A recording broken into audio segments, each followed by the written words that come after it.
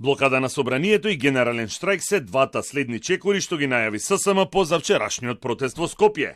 На владата и порачаа дека во понеделник ќе го потпишат колективниот договор за зголемување на минималецот на 600 евра, но од овој месец, а не за 2 години. Првата блокада ќе биде следната недела. Ќе се блокира работењето на собранието и пристапот на пратениците, бидејќи кај нив една година стоеле законските измени за зголемување на минималецот. Пратениците во собранието веројатно ќе бидат првите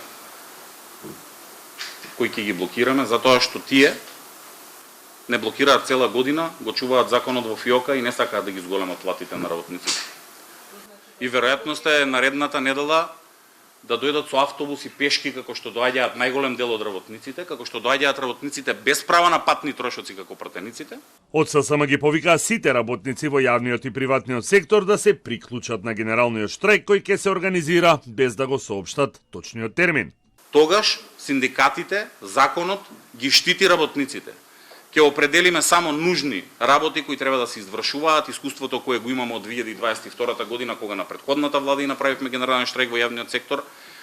Здравствените услуги, безбедноста ќе бидат наведени како дејности кои согласно закон имаат должност и обврска да извршуваат дел од нивните работни задачи.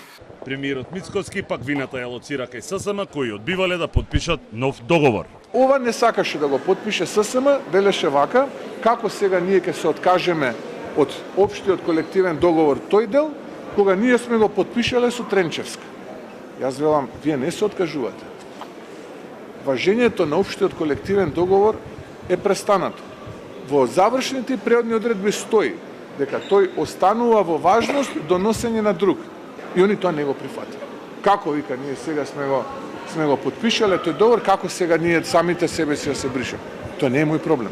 На прозивките од владеачката партија дека тој и УПО се виновни што работниците нема да добијат 600 евра минимална плата во 2028 година, Трендафилов им реплицираше дека во моментов е 2026 година и им порача да се вратат во реалност.